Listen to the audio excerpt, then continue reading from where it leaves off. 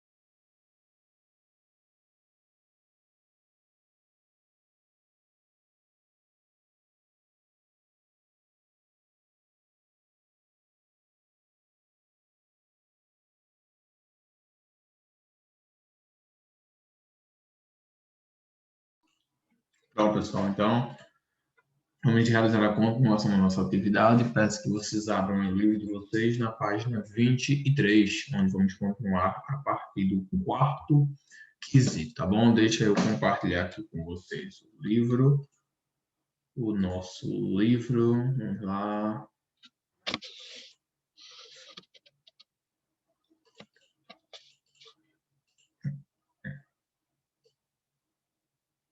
Pronto. Então, a gente tem aí o quarto quesito que diz o seguinte: um dos principais elementos da narração é, logicamente, o narrador. Isso é, a voz que narra a história. De forma geral, podemos dizer que o foco narrativo pode ocorrer de duas maneiras. Na primeira pessoa, que no caso seria eu, ou na terceira pessoa, que seria ele. O narrador em primeira pessoa participa dos fatos narrados, ou seja, ele é também personagem. Assim, para identificá-lo, basta observarmos as flexões do verbo. Veja, quando desci do carro, a rua estava deserta. Ouvi um barulho de passos no quintal. Entramos em uma casa abandonada. Preste atenção aqui, pessoal. O narrador, a narrativa, claro, ela tem como característica um narrador, tá? Esse narrador, no entanto, é classificado, ele é categorizado, dependendo da forma como ele presenciou, como ele narrou aquele fato, tá bom? Nós temos aí alguns tipos de narradores, temos mais ou menos aí 3 a 4 tipos de narradores diferentes, e eu vou explicar para vocês qual é a diferença entre cada um deles, tá bom? E se de fato há uma diferença entre os tipos de narradores, pois todos estão ali apenas para cumprir o seu papel, que é de narrar a história, tá? Mas eu vou explicar para vocês melhor. Vamos lá. Narrador em primeira pessoa, pessoal, personagem, vou colocar aqui, narrador, personagem, ou seja, em primeira pessoa, é aquele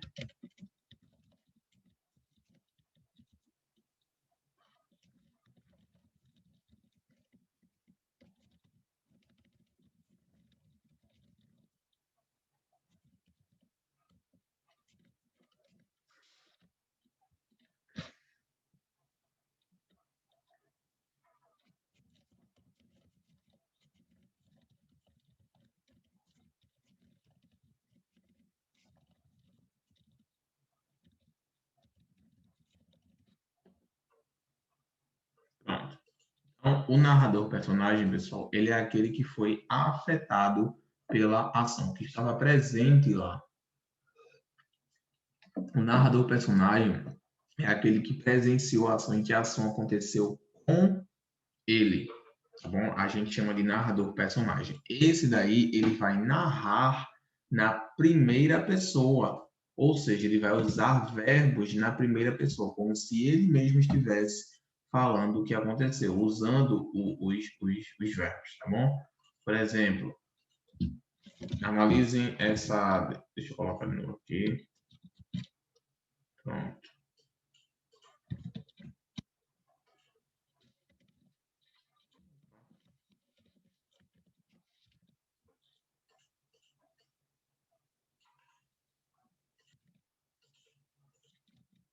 Pronto.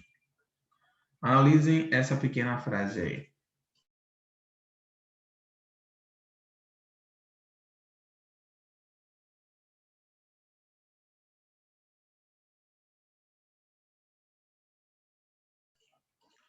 Para vocês, pessoal, essa pequena frase, na verdade, não é uma frase, é uma sentença, para ser sincero. Ela está, pessoal, nela aí nós vemos um narrador observador ou narrador personagem. Quando desci do carro, a rua estava deserta. Ouvi um barulho de passos no quintal, entramos em uma casa abandonada. Esse daí, pessoal, obviamente é um exemplo do narrador personagem, ou seja, aquele que também estava na história. Ele está narrando o que aconteceu com ele mesmo. Ele estava lá de frente, narrando, tá bom? A situação. Então, ele está falando, retratando algo que aconteceu com ele mesmo. E como é que o senhor sabe disso, professor? Através das conjugações, das flexões verbais, pessoal. Ó, quando desci é para quem? Quando eu desci, a rua estava deserta. Eu ouvi um barulho de passos no quintal. Entramos em uma casa abandonada. Então, todos aí se referem, tá, a uma pessoa que também estava presente no dia, a hora que essa situação aí ocorreu. Como é que eu poderia pegar essa mesma sentença aí e transformá-la em uma... no caso, não trocar a frase em si, né, mas trocar o narrador. Pegar esse narrador personagem e transformar em narrador observador, ou seja, aquele que apenas participa de forma indireta. Ele viu, ele observou, mas ele não estava lá. Portanto, ele vai usar verbos na terceira pessoa. Por exemplo, quando João desceu do carro, a rua estava deserta. Ele ouviu um barulho de passos no quintal. Entramos em uma casa abandonada. Entraram em uma casa abandonada. Perceberam a diferença agora? Quando a gente usa o narrador personagem e o narrador observador, narrador personagem é aquele que vai dizer a situação, tá? Aquele que vai estar, que esteve presente na situação, que presenciou, que sofreu a situação, né? Que passou pela situação, né? E está relatando a sua própria história. Já o narrador observador, ele não participou diretamente, ele apenas observou a situação, tá bom? Ok. Muito bem. E agora a gente tem aí narrador onisciente e narrador observador. Narrador observador a gente já viu, né, pessoal? Narrador onisciente, ele é um pouco maior do que o narrador observador, porque o narrador onisciente, ele conhece os pensamentos dos personagens, tá? O narrador onisciente é aquele que ele relata a história e ele conhece o pensamento de cada personagem ali envolvido. É aquele que ele se aprofunda, ele sabe de tudo, tá? Dos personagens, não apenas o que ocorreu ali, mas também outras situações referentes àqueles personagens, tá bom? Então, o narrador onisciente é aquele que conhece cada um dos narradores, dos personagens, tá bom? Esse é o narrador onisciente. O narrador observador, como eu já disse, não, ele apenas observa a situação e relata, tá bom? Pronto, agora o quarto quesito foi o seguinte. Agora, voltando ao excerto do Drácula, deixa eu compartilhar com vocês aqui. Pronto. Agora, voltando ao excerto do Drácula, reescreva o terceiro parágrafo na perspectiva do narrador onisciente. O terceiro parágrafo, vamos lá.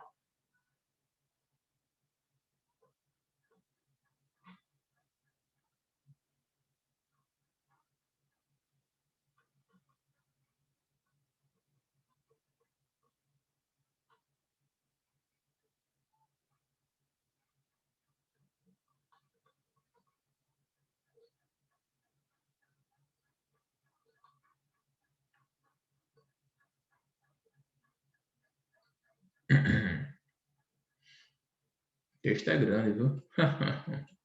Pronto, achamos aqui. Vamos lá. Pronto, terceiro parágrafo de Drácula. Terceiro parágrafo.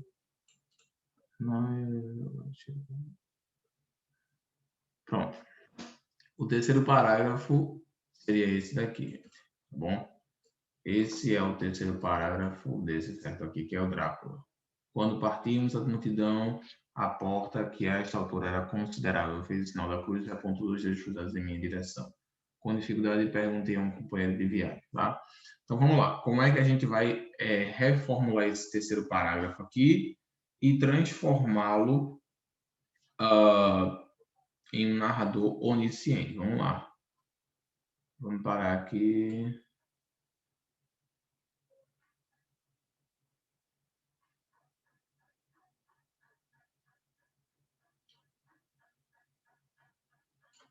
Pronto.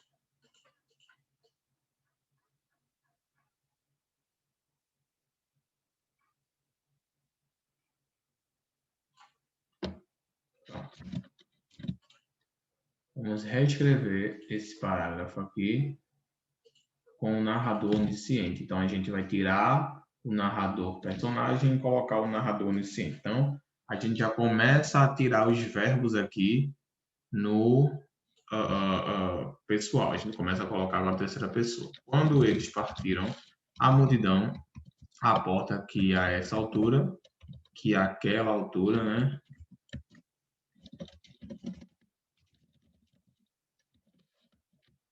Era considerável. Fez o sinal da cruz e apontou 2 dedos cruzados na direção dele.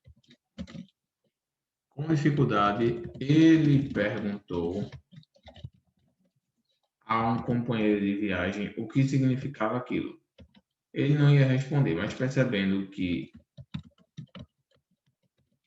ele era inglês, explicou que aquilo era um feitiço ou uma proteção. Cadê? Explicou que aquilo era um feitiço ou uma proteção contra o mal olhado. Tá. Uma proteção contra o mal olhado. Isso não foi muito agradável para ele, pois seguia para um lugar desconhecido para se encontrar com um homem desconhecido. Porém, todos pareciam tão bondosos, tão tristes e tão simpáticos que ele não pôde deixar de se sentir tocado. Pronto, pessoal. Então, terminamos aqui. Viu que coisa fácil? Viu que coisa simples? Pronto. A gente só fez mudar algumas características aí desse texto, tá? Do narrador, para ser mais específico. Quais foram essas características? A gente ainda apenas tirou o eu, os verbos que estavam conjugados na primeira pessoa, e passamos a colocar o terceira pessoa, eles ou ele. Tá? Então, a gente vê aí que agora não dá mais aquela impressão de que o personagem ele estava presente lá. Não, agora a gente entende aqui, com esse texto, de que a pessoa presenciou a ação, mas não sofreu a ação. Então, quando eles partiram, a multidão à porta, que àquela altura era considerável, fez o sinal da cruz e apontou 2 dedos cruzados na direção dele. Com dificuldade, ele perguntou a um companheiro de viagem o que significava aquilo. Ele não ia responder, mas percebendo que ele era inglês, explicou que aquilo era um feitiço ou uma proteção contra o mal olhado. Isso não foi muito agradável para ele, pois seguia para um lugar desconhecido para se encontrar com um homem desconhecido. Porém, todos pareciam tão bondosos, tão tristes, tão simpáticos, que ele não pôde deixar de se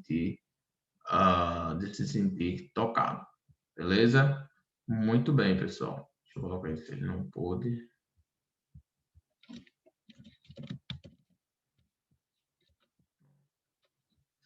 Ele não pôde deixar de se sentir tocado. Então, nós acabamos de realizar aquela mudança na frase, no narrador. Trocamos aí de narrador personagem, colocamos narrador observador. Tá bom, pessoal? Então, essa aí é a resposta do quarto quesito. Vamos continuar agora com o nosso conteúdo aqui. Vamos fazer também uma análise linguística de todos esses assuntos que nós estamos vendo aí, tá bom? Pronto. Passando agora, pessoal, para a página 24. Passando agora para a página 24. Página 24, deixa eu...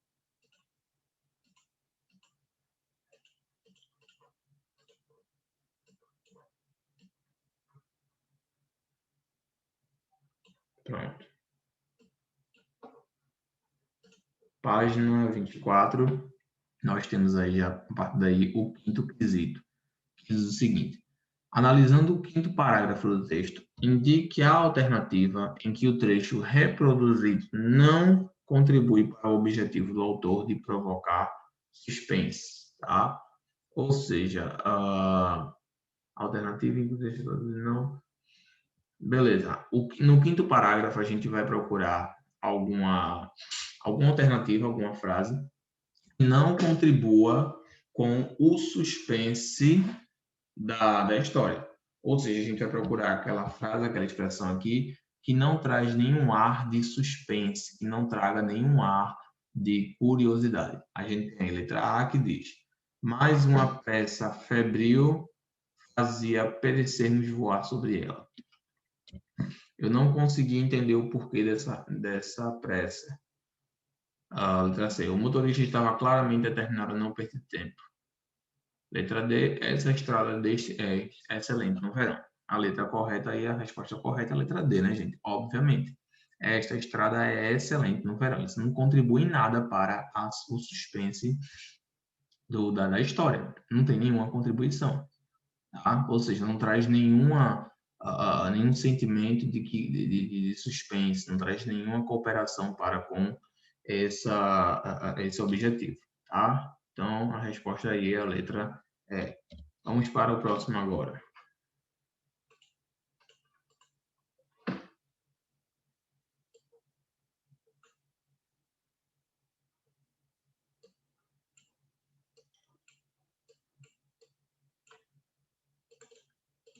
Pronto.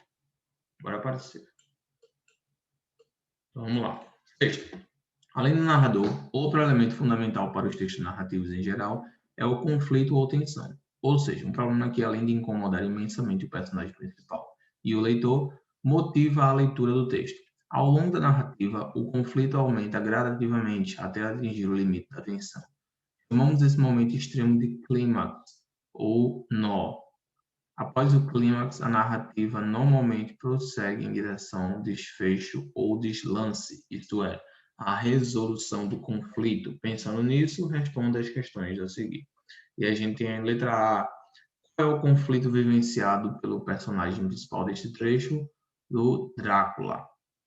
E aí, qual é o conflito principal? Ou seja, qual é aquele momento que ele se depara com uma dificuldade que ele precisará vencer para que possa continuar? É isso aí que a gente chama de conflito, tá bom? É o que vai fazer com que nós possamos continuar a história. Se não houver um conflito no conto, fica um pouco complicado do leitor criar interesse naquela leitura. É necessário que haja um conflito ali, beleza? Então vamos lá.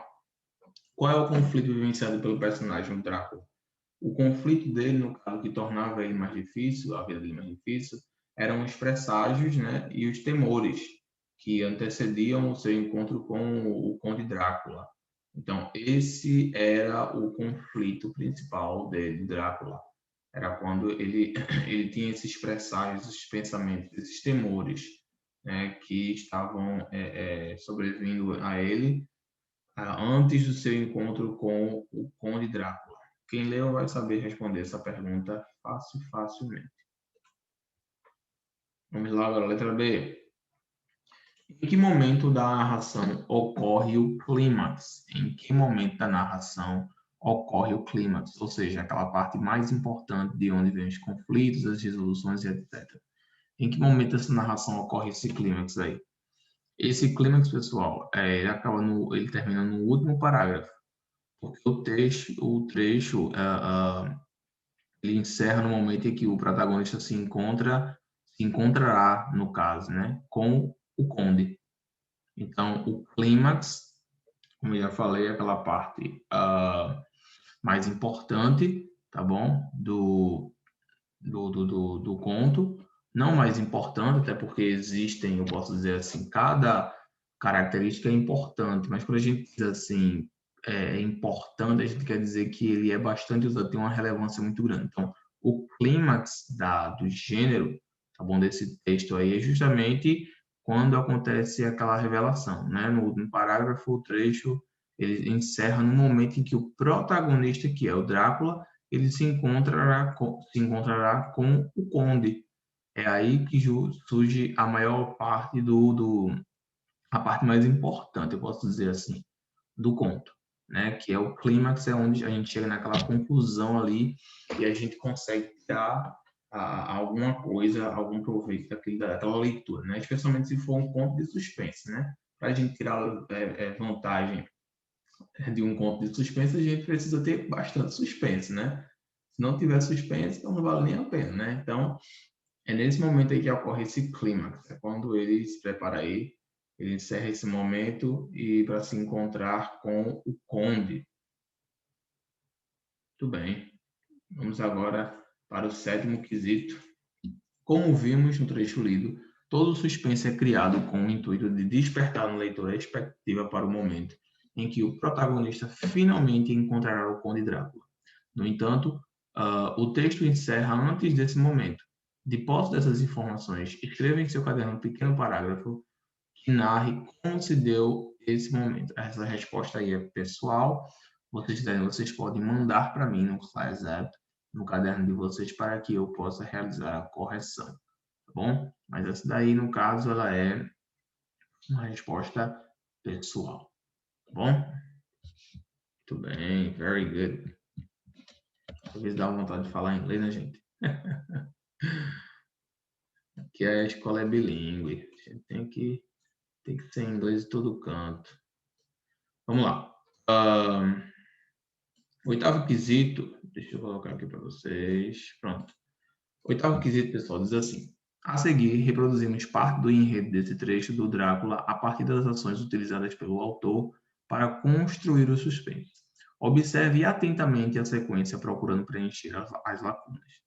Então, aqui, esse daqui eu não vou responder agora porque vai tomar tempo. É apenas necessário que vocês preencham as lacunas com os espaços adequados. É só vocês lerem o texto novamente que vocês vão encontrar essas respostas aí. Tá? Como a gente tem mais coisa para falar hoje, para fazer, eu vou pular essa parte aí, tá bom? Desse oitavo quesito. Esse vocês precisam apenas procurar no livro de vocês que vocês vão encontrar, tá bom? Pronto. Agora a gente vai trabalhar, pessoal, a parte gramatical dessa produção. Porque a gente tem a disciplina de gramática. Porém, a disciplina de gramática, a gente aprende um conteúdo que muitas vezes não está de acordo com a produção de texto. Nessa produção de texto, a gente vai trabalhar especificamente o predicado. Já na aula de gramática, a gente vai trabalhar adjetivos, tá bom? Então, são assuntos divergentes, podemos dizer assim, tá? Nessa aba aqui, análise linguística, a gente vai trabalhar a gramática relacionada à produção desse texto. Quais foram os fenômenos gramaticais que foram apresentados nesse texto que a gente acabou de ler do Conde Drácula, tá bom? E a nossa revisão hoje da análise linguística vai ser sobre o predicado, tá bom? Predicado. Eu tenho certeza que todos vocês sabem o que é um predicado. Deixa eu compartilhar aqui com vocês. Espera aí.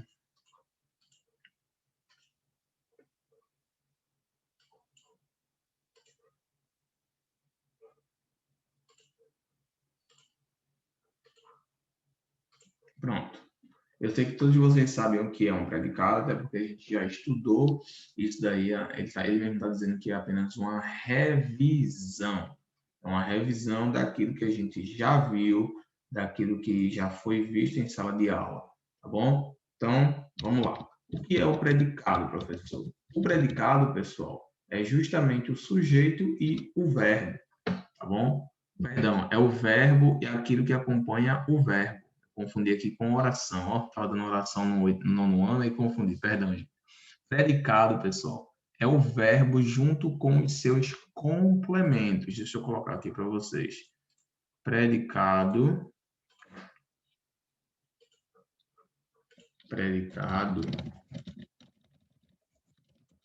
verbo mais seus complementos, tá? Simples, como assim? Ele comeu uma maçã. Então, aqui a gente tem a divisão simples da oração. Sujeito e predicado. Simples. Sujeito e predicado. Vocês percebem aqui que o predicado, ele é toda essa parte aqui, ó. Toda essa parte aqui, porque isso aqui é o complemento do verbo comer, uma maçã. Então, o predicado é o verbo junto com todos os complementos. Tudo que vier relacionado ao verbo vai fazer parte daquele predicado. Um outro exemplo é: ele comeu algumas maçãs estragadas que ele viu no mercado. Ele comeu algumas maçãs estragadas que ele viu no mercado. Continua a mesma coisa, pessoal. Isso aqui, tudo isso aqui é o predicado e o sujeito, ele permanece sendo apenas ele, tá bom? O sujeito permanece ele, mas o predicado, ele agora se estendeu um pouquinho, né? Ele comeu algumas maçãs estragadas que ele viu no mercado. Tudo isso aqui é o predicado. Então, quando vocês quiserem falar verbos e seus complementos, vocês podem utilizar a denominação predicado, que dá no mesmo. Bom, vamos lá. Continuando. Vamos agora para a página... Ok, página 26, exatamente, página 26. Vou ler aqui com vocês. Peraí.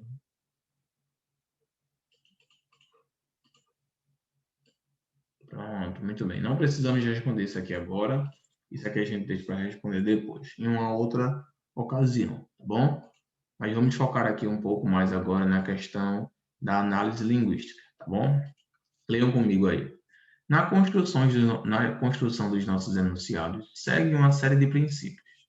Uns dizem respeito à situação comunicativa, como falar apenas o necessário em uma reunião de trabalho ou a obrigatoriedade de um grande jornal repassar informações relevantes para seu leitor telespectador. Outros se referem mais propriamente à estruturação dos enunciados, como a gramaticalidade, princípio segundo o qual as palavras não podem ser utilizadas em qualquer ordem nos enunciados. Neste capítulo, vamos revisar outro princípio de natureza estrutural, que é a predicação. Na nossa língua, utilizamos várias palavras que exigem outras para ficar com sentido completo. Observe isso no emprego do verbo denunciar. Na tirinha acima, nessa situação, denunciar é um verbo que exige um termo para completar seu sentido. Ou seja, é um verbo que exerce predicação. Na tira, seu complemento é o termo, um caso de exploração do trabalho infantil, que funciona, portanto, como complemento nominal. Tá. Na tira aqui que a gente vai ler, que vocês vão ler aí. Bem, pessoal, vejam. O que é essa explicação? Agora eu vou explicar para vocês de forma mais detalhada, tá? O verbo denunciar, por exemplo, deixa eu colocar aqui para vocês. Pronto. O verbo denunciar, pessoal, ele é um verbo que precisa de um complemento.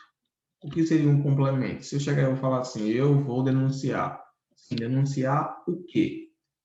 A necessidade de haver esse o quê é justamente aí que vai entrar a questão da transitividade verbal, o complemento verbal. Denunciar o quê? Denunciar a loja. Pronto, agora sim, agora a gente já tem o complemento aqui, a loja.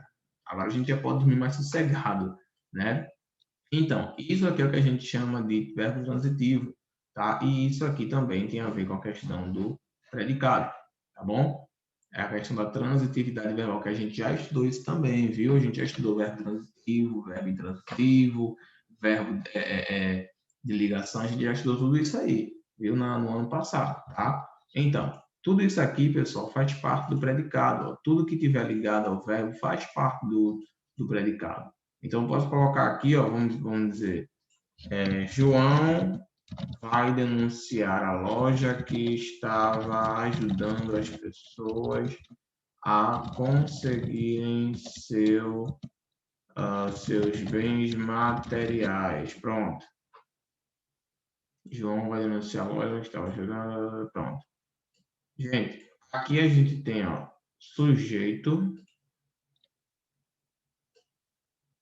e predicado. Tudo isso. Porque tudo isso daqui faz parte do verbo denunciar, tá? O que torna o seu predicado, beleza? Pronto. Isso daí, pessoal, é o que a gente chama de predicado, tá? É o verbo e todos os seus complementos. Agora, passando para a página 27, vai pedir para que a gente analise o período em questão mais detalhadamente. Pronto. Essa questão do período a gente vai estudar depois, tá? A gente ainda não chegou nisso ainda, a gente vai estudar. Então, eu peço que vocês façam uma pesquisa para me entregarem através do Class App, uma pesquisa relacionada ao assunto que estamos vendo agora, que é justamente a questão dos predicados, tanto nominal quanto verbal. Tá bom? Então, vocês vão realizar essa pesquisa e vocês vão mandar para mim através do Class App. Deixa eu copiar aqui, que é para vocês não esquecerem, tá bom?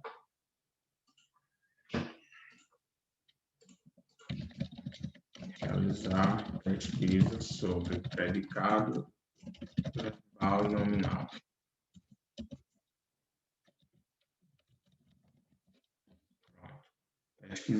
Realizar pesquisa sobre predicado verbal e nominal. Vocês vão realizar isso no caderno de vocês e vão mandar para mim através do Class App. Tá bom, pessoal? Façam essa pesquisa que vai ajudar bastante vocês a já terem uma noção bem mais aprofundada sobre esse assunto, para que nós possamos avançá-lo e ir para os próximos assuntos.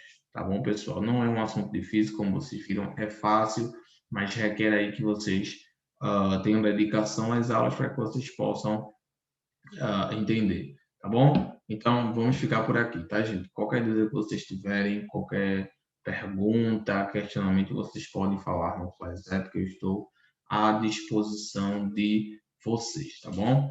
Então, Deus abençoe vocês, tenham uma ótima semana. Se tiverem dúvida do assunto, não hesitem em me chamar no Class App. Também fiquem ligados lá, porque através do Class App nós postamos várias informações, vários avisos, e especialmente não apenas da parte pedagógica, mas também da parte administrativa da escola. Vocês precisam analisar, observar todos os dias o Class App de vocês e conferir se há alguma nova notificação. Tá bom, pessoal? Então, até a nossa próxima aula, que ainda será essa semana, sobre gêneros textuais. Tá bom? Vejo vocês lá, fiquem com Deus, tenham uma ótima semana e até a próxima aula. Tchau, gente. Até lá.